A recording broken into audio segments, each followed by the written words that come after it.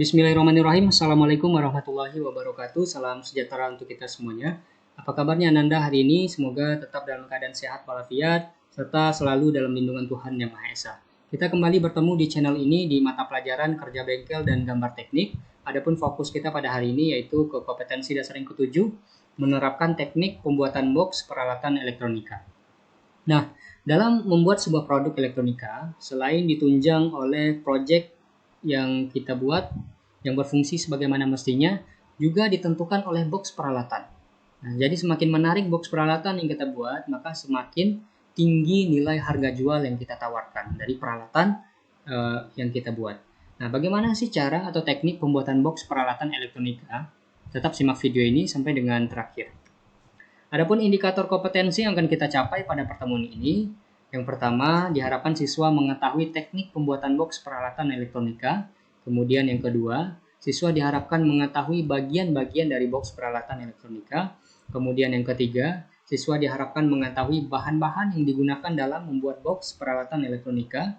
Kemudian yang keempat, siswa diharapkan mampu membuat box peralatan elektronika.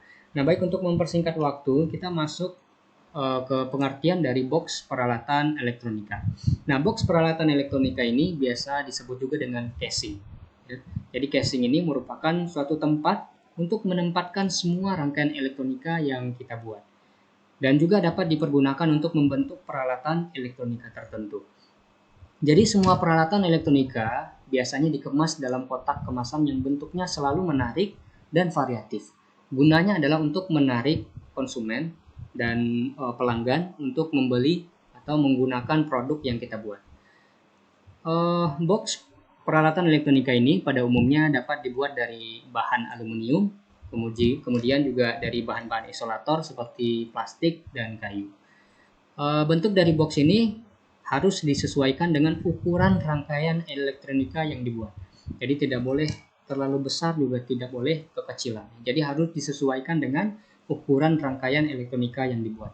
Dan satu poin penting yang perlu kita perhatikan sebelum membuat box peralatan elektronika yaitu bagian input dan output pada peralatan yang dibuat. Ya. Jadi input output ini yang nanti akan menentukan box yang sedang kita rancang.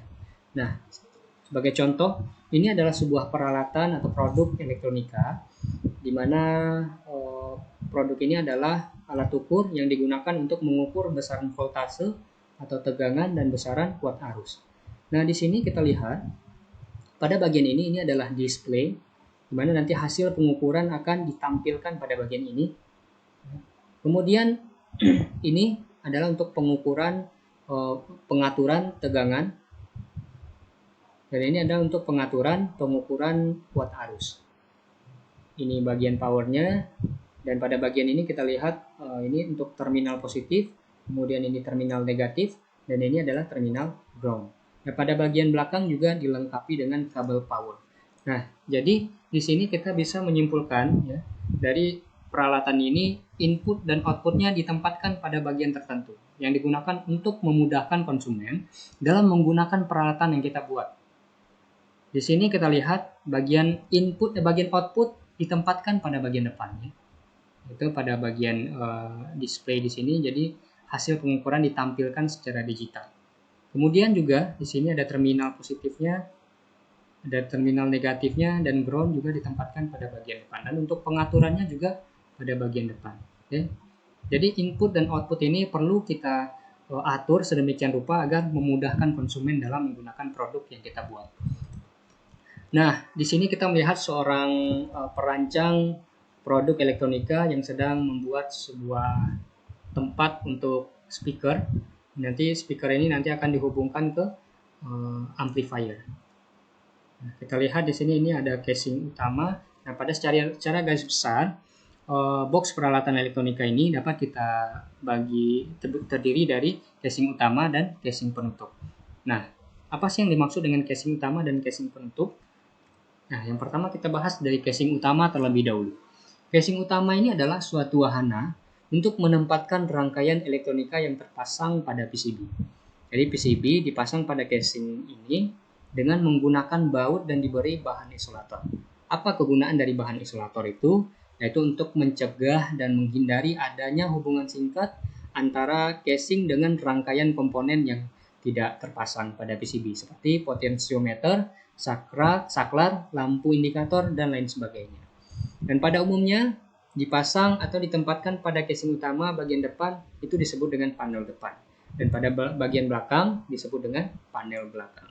Nah, selain casing utama, juga ada yang namanya penutup casing.